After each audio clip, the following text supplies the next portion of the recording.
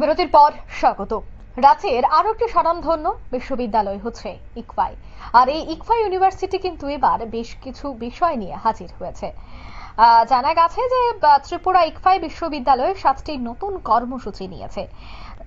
আজ আগরতলা প্রেস ক্লাবে এক সাংবাদিক সম্মেলনের মাধ্যমে ত্রিপুরা ইকফাই বিশ্ববিদ্যালয়ে 2025-26 শিক্ষাবর্ষের জন্য তাদের প্রসপেক্টাস উন্মোচন করেন। এই অনুষ্ঠানে নেতৃত্ব দেন বিশ্ববিদ্যালয়ের উপাচার্য অধ্যাপক বিপ্লব হালদার সহ অন্যান্যরা। কি বলছেন তারা আজকের এই অনুষ্ঠান থেকে শোনাচ্ছি।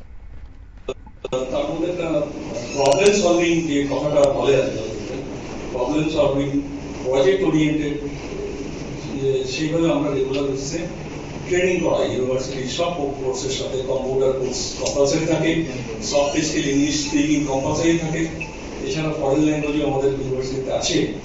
এবং এই বছর আমরা আরো 7টা নতুন কোর্স ইন্ট্রোডিউস করছি। 7টার মধ্যে সবকটা, যেমন বলেছি, সবকটাই জব ওরিয়েন্টেড এবং যুগের সাথে উপযোগী প্রেজেন্ট লাইফে। যেমন BSc data science and artificial intelligence. আপনারা সবাই অবগত আছেন যে এখনকার দিনে artificial intelligence, machine learning, data science এই মাধ্যমেই আমাদের সমস্ত কিছু মোবাইল।